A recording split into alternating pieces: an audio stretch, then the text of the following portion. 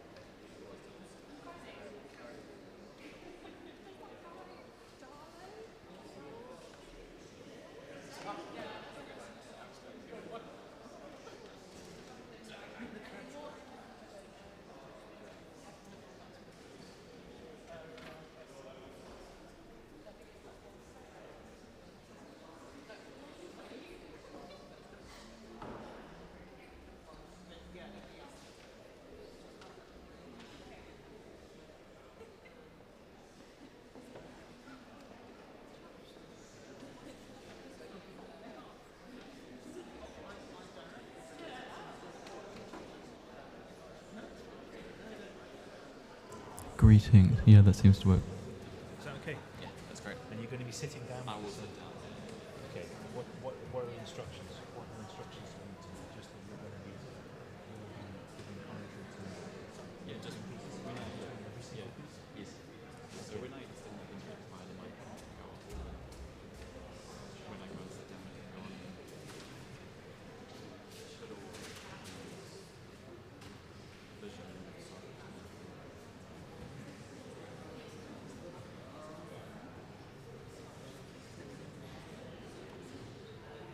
Lower it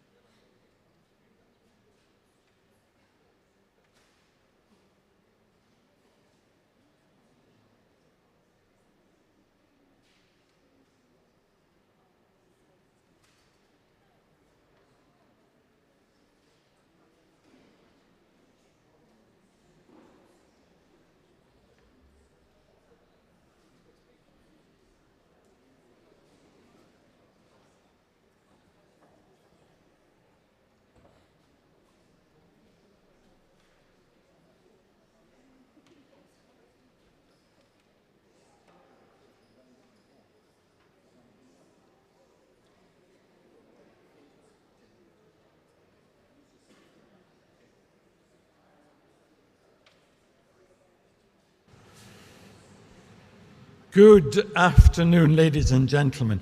Sorry, is that too loud?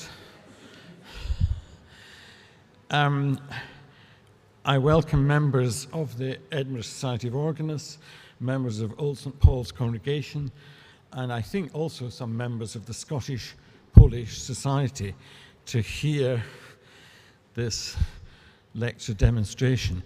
The first thing to apologise to all of you about is the fact that it's so freezing cold. This is not because no one has thought about it, but because having raised the question 3 weeks ago, no one did anything about it. So I'm not very pleased, and I'm sorry you're having to freeze. We've got electric heaters that give a sensation of heat if you stand next to them, but they're not really enough for a building this size. So I hope you'll just manage to forget the cold. I'm not sure if I'd suggest that those of you sitting near the door maybe should move over there, because the heater's over there. So if you feel like it before we start, sit in those rows, it's far better. There will be a glass of wine at the end. The advantage of this temperature is I don't have to chill the white, but the red's the same temperature, I'm afraid.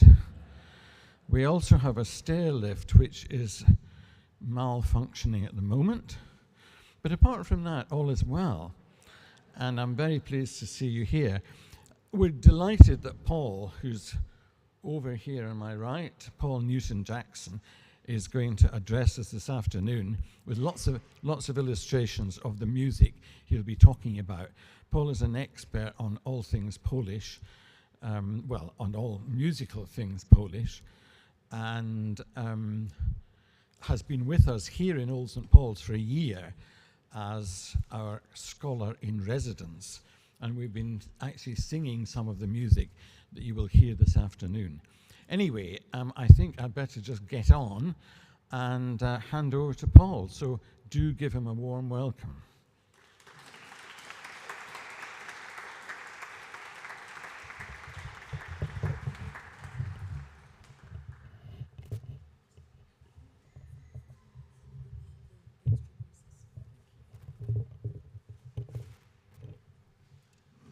Hello, everyone. It's great to see so many of you here. And thanks, John, for welcoming me. Last night I was in Belgium, and I got up at 2 in the morning this morning and to get a flight to get here. So that's why I'm sitting down.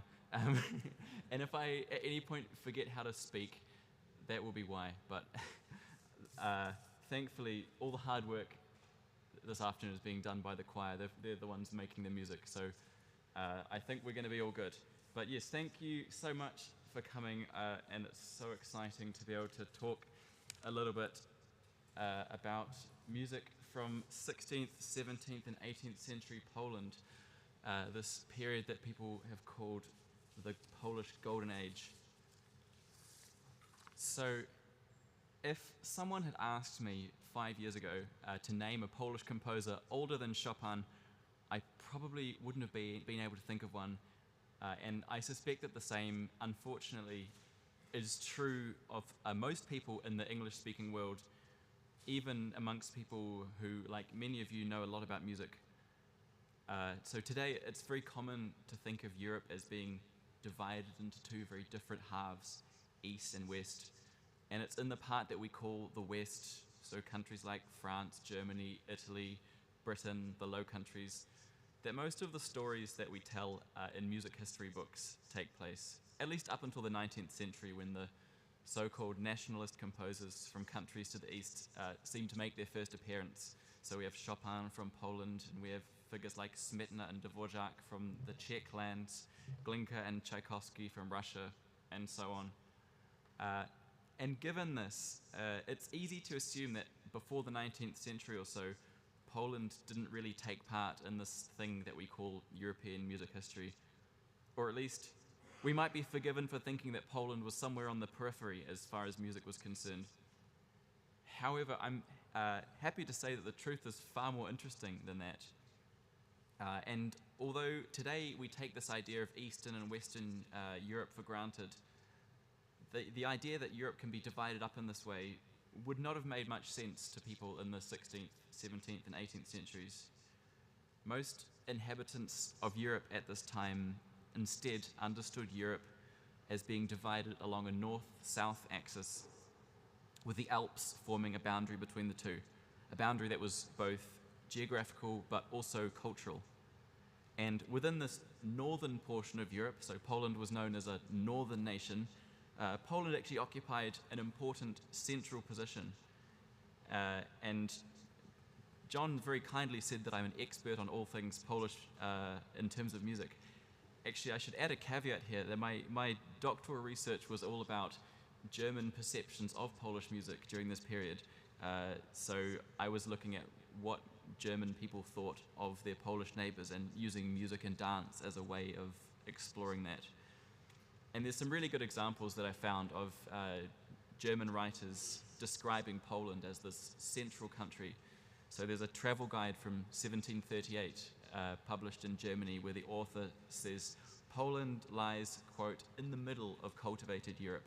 So they're not thinking of it as this place on the margins, but as a country really at the heart of this northern portion of Europe. However, today I'm talking less about German perceptions of Poland and more about Poland itself and its composers. However, the theme of Poland's connectedness with musical developments across Europe will be a thread that runs through this seminar. Now, when we're talking about Poland in the early modern period, we're really discussing a political entity known as the Polish-Lithuanian Commonwealth.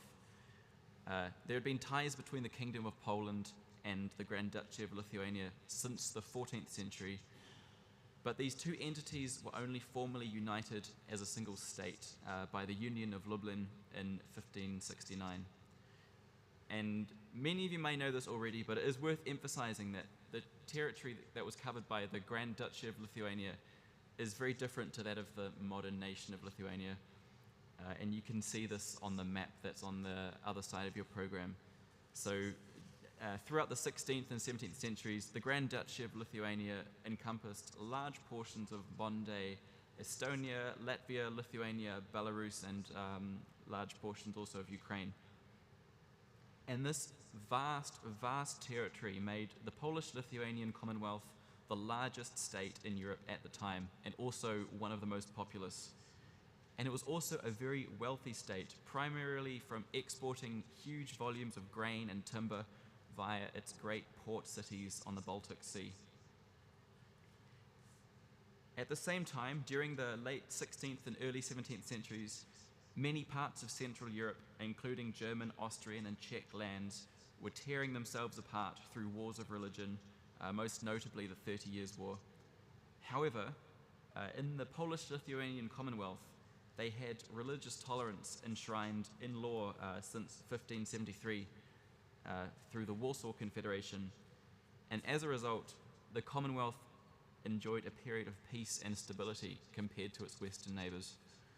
And the Warsaw Confederation also made the Polish-Lithuanian Commonwealth extremely religiously diverse, and it became a place of shelter for members of minority religions who had been persecuted in other parts of Europe. In this talk, I'll be focusing almost exclusively on music linked with the Roman Catholic Church, and this is because, or partly because, Roman Catholicism was still effectively Poland's state religion, even during this period of religious diversity. But it's worth remembering that the Commonwealth was made up of many different faith groups, including all kinds of different Protestant denominations, Eastern Orthodox churches, Jews, Muslims, especially in the southern and eastern parts of the Commonwealth.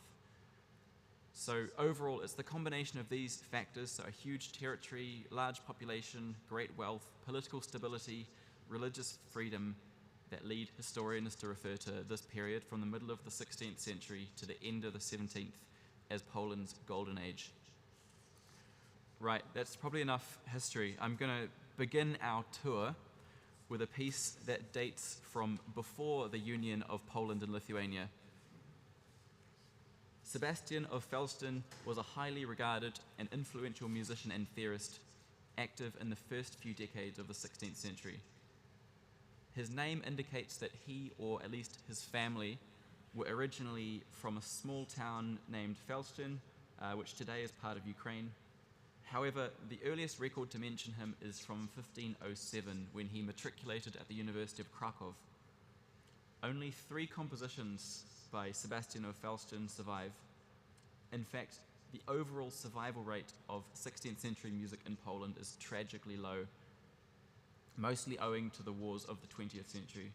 To give just one sad example, we know that approximately 85% of all books of 16th century music held in the Polish National Library were destroyed in 1944 when Nazi authorities burned the special collections in response to the Warsaw Uprising.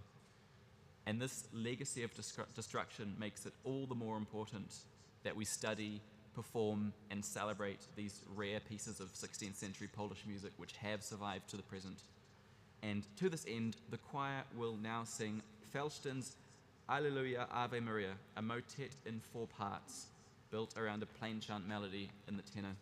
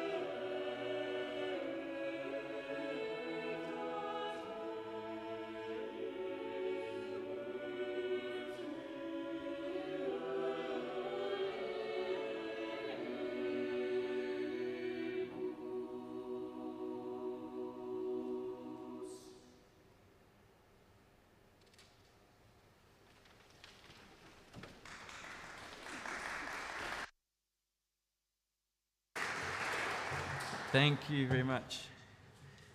You probably noticed this piece that we just sang is very simple in its style. The voice parts almost always move together, and the composer almost entirely avoids imitation of any kind. And some historians have claimed that this shows that the composer was writing in an archaic or even out-of-date style, and that this in turn might demonstrate Poland lagging behind musical developments in the rest of Europe. However, my good friend and colleague David Coney, who's singing alto in our choir today, has pointed out some very interesting stylistic similarities between Felsztyn's surviving works and the technique of improvised faux-bourdon as described in a late 16th century Scottish music treatise and in several other music treatises of this period in the 16th century.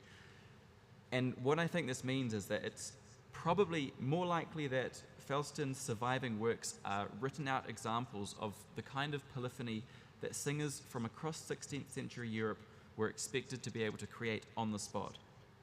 And this idea that Alleluia, Ave Maria, and the other two surviving motets by this composer might have been used for teaching purposes is further supported by the fact that Falsten was most famous not as a composer but as a music theorist, and he published no fewer than 6 treatises during his lifetime. And so perhaps if more of his works had survived, we would have seen pieces that were in different styles, imitative styles, all kinds of styles reflecting the latest kinds of polyphony that were current in Europe at that time. Next, you are going to hear a piece of organ music by a composer named Jan of Lublin. We know almost nothing about this composer other than that he compiled the largest surviving book of organ tablature from any period and any country.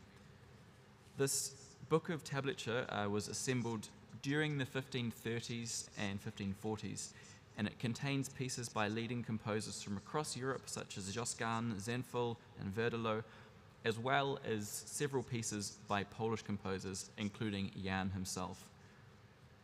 This tablature contains lots of organ arrangements of pieces that were originally written for voices. However, this piece that you're about to hear, a pair of preambula in F, was written expressly for the organ. And the manuscript calls for the use of pedals in the first preambulum, which John will be playing da capo. So take it away, John.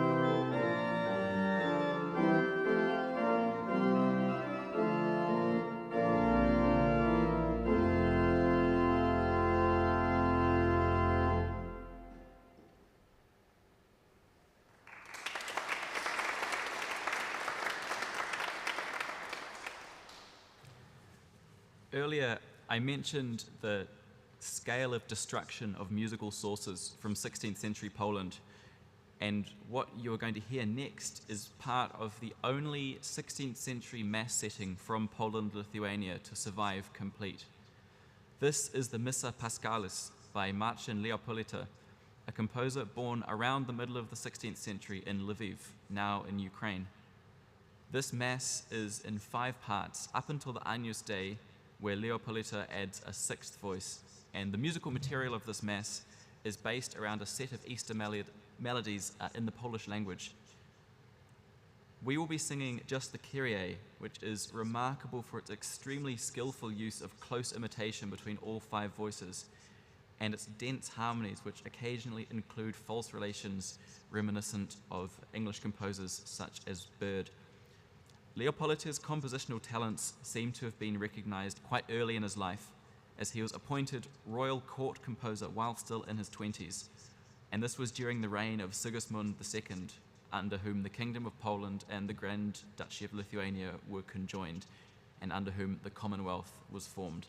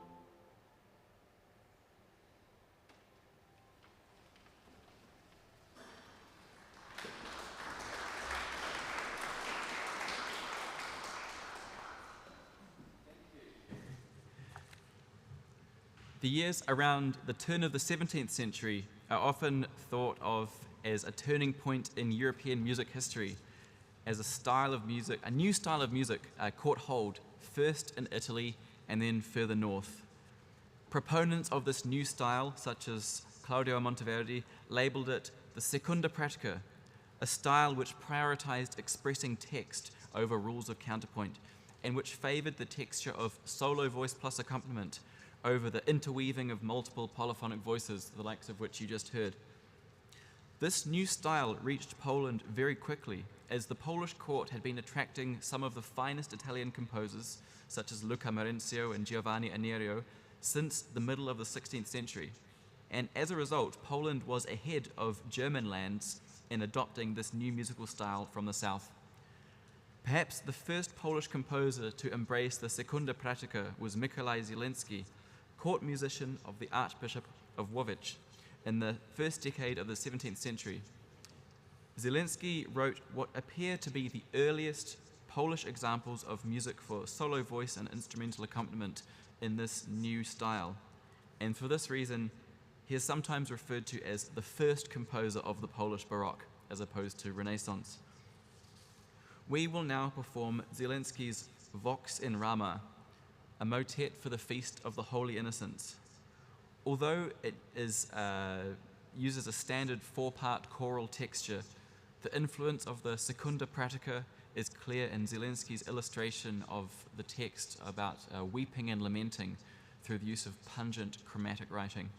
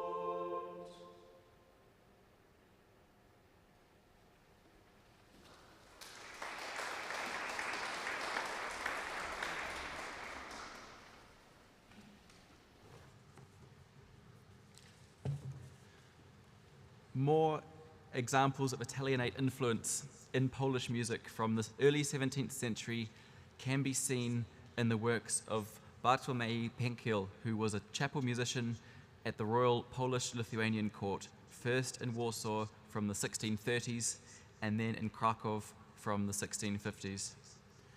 Two masses in 8 parts by Pankel show a mastery of the polychoral style, in which 2 choirs sing antiphonally. In the Gloria of the Missa Senza Ceremony, Pankel balances the splendor of 8-part writing with extreme brevity. By overlapping phrases in the text between the 2 choirs, he gets through this rather wordy part of the Mass in what I think is record time. I'm certainly not aware of another 8-part setting of the Gloria that manages to be quite so short. So now we'll be singing Pankel's Missa Senza Ceremony, the Gloria.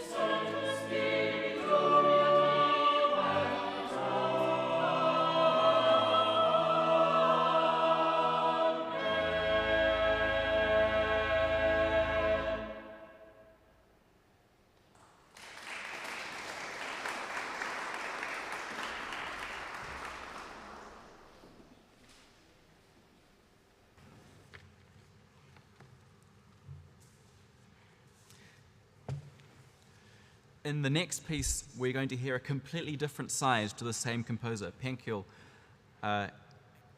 In contrast to the brief and almost cursory nature of the Mass that you just heard, the sacred concerto Dulcis Amor Jesu lavishes its text with every expressive effect in the early 17th century book. Undergirded by an organ accompaniment, the 5 solo voices take turns to sing a melody based around the striking interval of a diminished fourth, while the parts are woven together through relentless dissonant suspensions, some of which are very chromatic. And for me, Pankel's Dulcis Amor Jesu shows the composer's real knack for combining all the expressiveness of solo vocal writing with the textural and harmonic drama of sacred polyphony. So this is an ideal combination of the prima and secunda pratica in one piece. This Dulcis Amor Jesu is a substantial multi-section work. Today, our 5 soloists will just perform the opening section to give a taste of the beautiful and arresting musical language of this piece.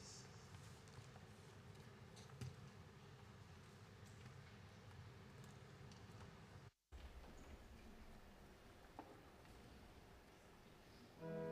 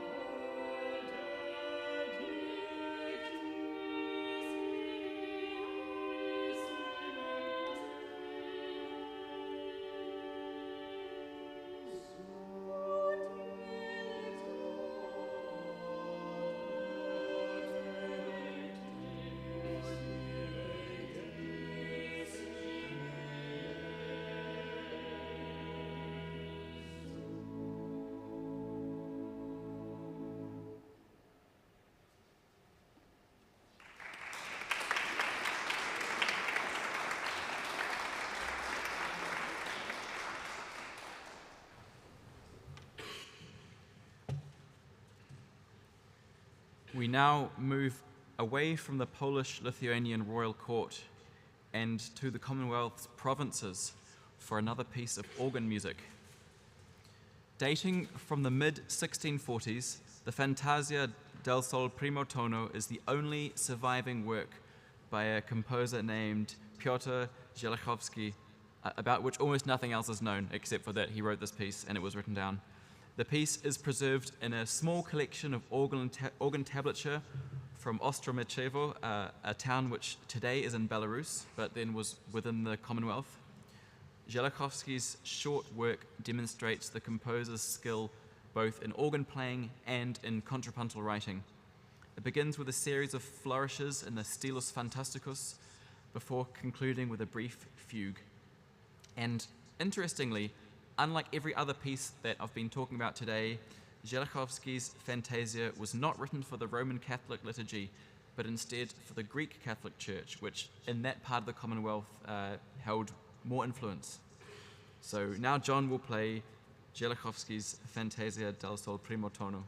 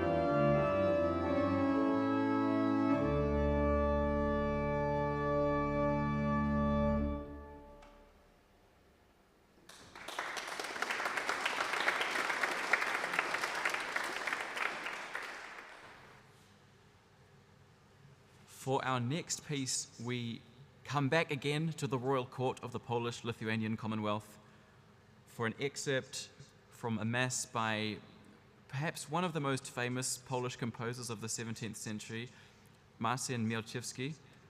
And although we know very little about his early life, as is the case for many of these composers, it is likely that Mielczewski received musical instruction from none other than Penkiel, whose music you heard just earlier. We are fortunate that a considerable number of Mielczewski's works have survived to the present day, although in some cases we only have handwritten transcriptions made by scholars in Poland just before the Second World War, during which many of the originals sadly were lost. To date, we know of 4 masses, 30 motets and sacred concerti by Mielczewski that are extant, as well as 2 complete settings of Vespers and a considerable number of instrumental works, some of which draw on the styles of popular Polish dancers of the time, dances that are early versions of dances that would become to be known as polonaises and mazurkas in the 18th century. Most of Mielczewski's works are for voices and instruments in the latest Italianate style that was sweeping Europe during the 17th century. and the size of the vocal and instrumental forces that are used in Mielczewski's work is a clear testament to the wealth of the Royal Polish-Lithuanian court during this period. None of his masses are set for fewer than 6 parts, and one uses as many as 14. We will now sing the Sanctus and Benedictus from one of Mielczewski's more modest mass settings, the Missa Super O Gloriosa Domina, for 6 voices and basso continuo. And as well as being an elegant synthesis of the new and old styles of choral writing, this mass is quite remarkable for being based on the melody of a popular Polish church song from the time. And you can hear this melody most clearly in the dance-like Hosanna movements which come at the end of the Sanctus and Benedictus. This is the Missa Super O Gloriosa Domina by Mielczewski.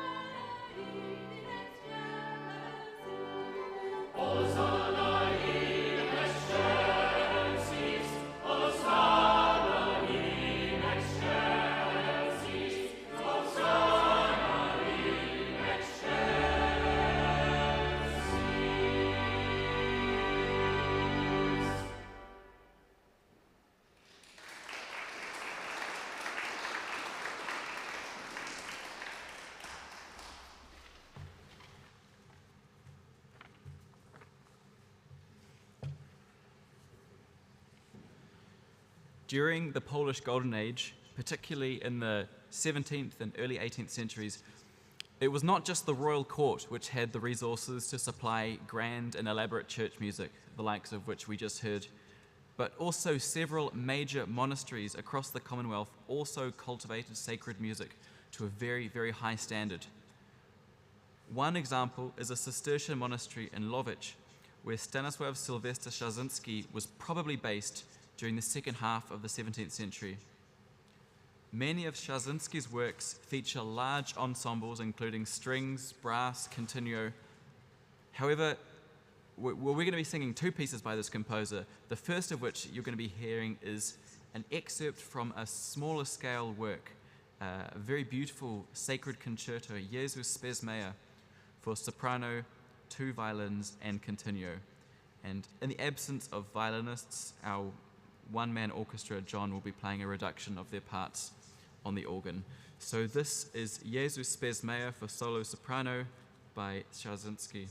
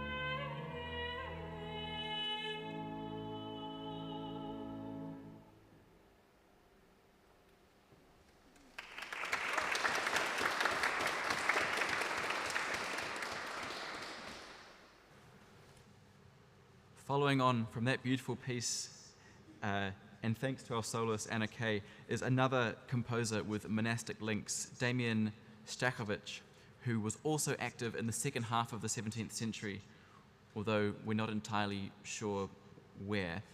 This next piece is missing from your program, so apologies for that, but I thought it was important that we include all parts of the Mass, well, maybe not the Credo, but we're going to sing an Agnus Dei from Stachowicz's Requiem for 5 voices, 2 trumpets, 2 violins, and continuo. And this brief yet highly effective work, probably composed around the 1690s, is one of only 2 Requiem settings which survive from 17th century Poland. And it's got a really interesting juxtaposition of plain chant, which is sung by the basses, and instrumental, obligato instruments, and kind of a modern choral style. So it's kind of a really interesting blend of very archaic and very modern. Again, John will be playing a reduction of the instrumental parts on the organ. This is Damian Stachowicz's Agnus Dei from his Requiem for 5 voices.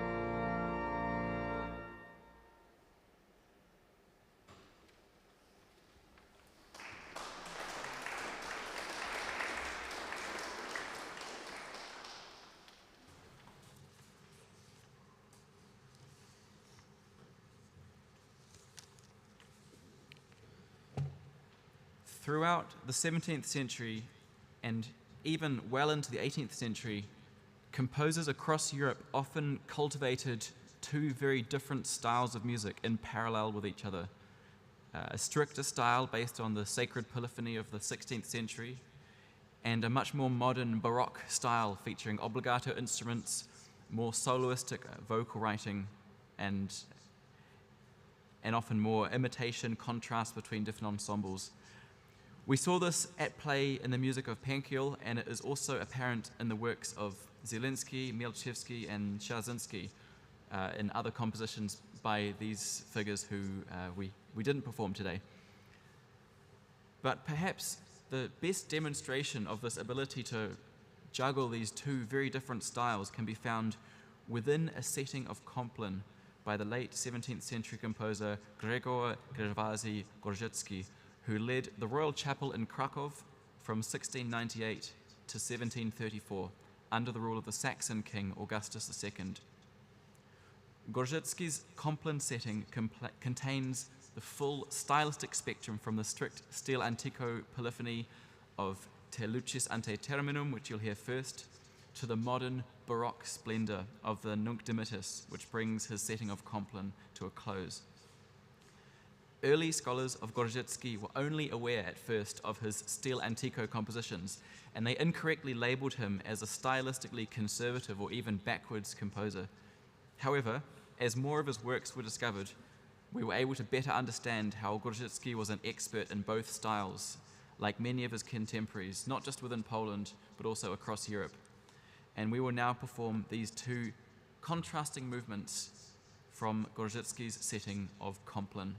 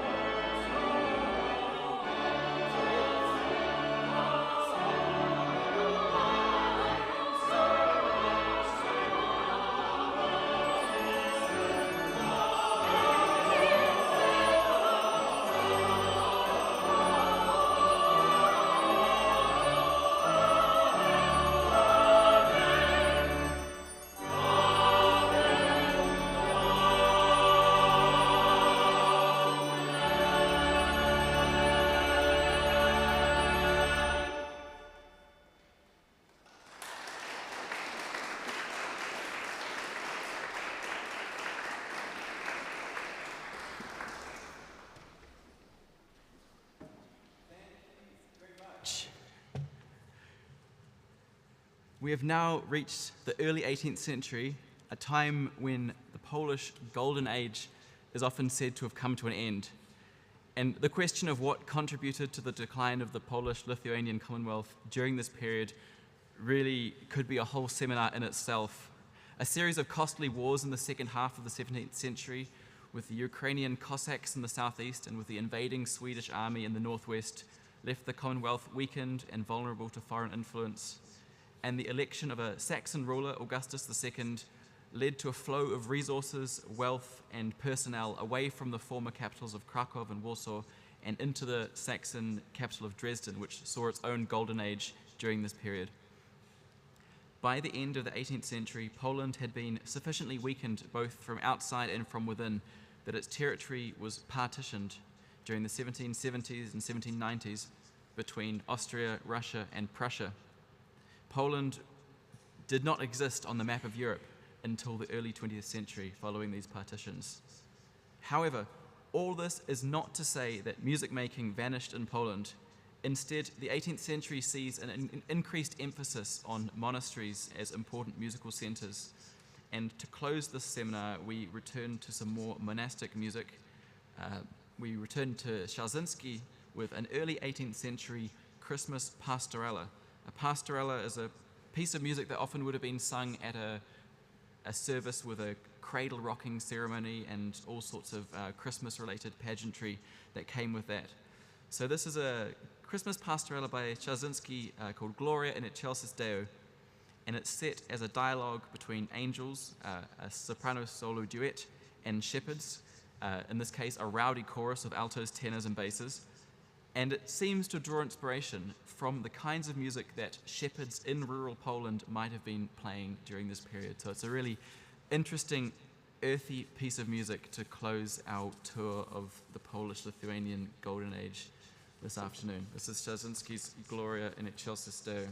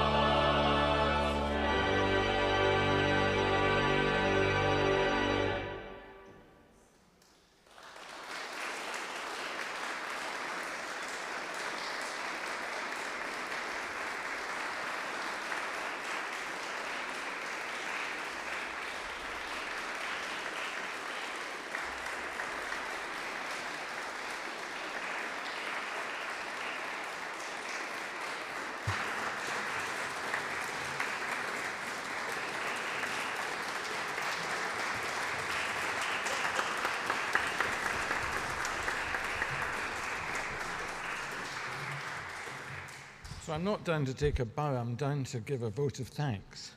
Anyway, wasn't that sensational? I mean, how much of this music did any of us know before? Probably none at all. I mean, Paul's done a huge amount of work in this area, and as I said earlier, we've benefited from this here in Old St. Paul's. I should have said earlier, quite a lot of my choir, the Old St. Paul's choir, are singing today, but that's been augmented by a few members of the Renaissance Singers, which Paul has been conducting. The sad fact is that he's going away in a few days' time forever. The University of Edinburgh was stupid enough not to give him a fellowship. And so Paul's going off to Leuven with Rowan, who's somewhere up there. And so I'm losing both of them from the choir. But they have added so much over the last year to what we've been able to do. I mean, not only does Rowan sing in the choir, she plays the soprano saxophone. And I mean, so we've got everything here. So, but as far as today's concerned, it's really Paul's due. And I thought it was such an interesting selection of music. And it's really good for people to learn stuff they didn't know about. Some of this music is on YouTube and so on, and some of it is recorded, but I think a lot of it probably isn't. And so, we thank Paul so much. Let's give him another thank you.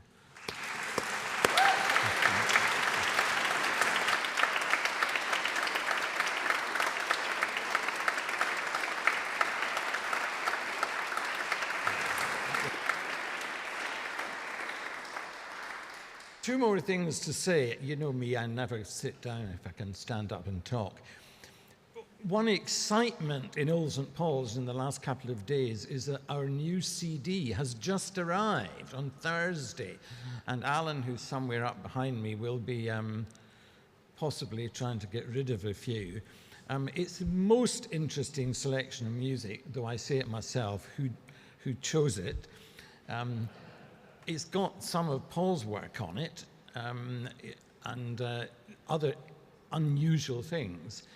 But everything that is on the CD is very much related to what we do here in Old St. Paul's, what we do liturgically. So anyway, you can have a look at that. This is actually 2 CDs because I miscounted and we recorded so much music that we didn't have space for it on one. So there's 2 CDs and it costs 15 quid and it's a bargain at the price. The final thing to say that I mentioned at the beginning, I think there is wine up at the back there. You may have questions to ask Paul, but rather than trying to do it here, I think if you could maybe just think about that when we get to the back. So do please stay. There's red wine, there's white wine, there's other things that don't interest me so much. So do stay if you can. I'm sorry it's been so cold, but I'm sure the music has taken your mind off that. So thank you all for coming, and thank you again to our performers.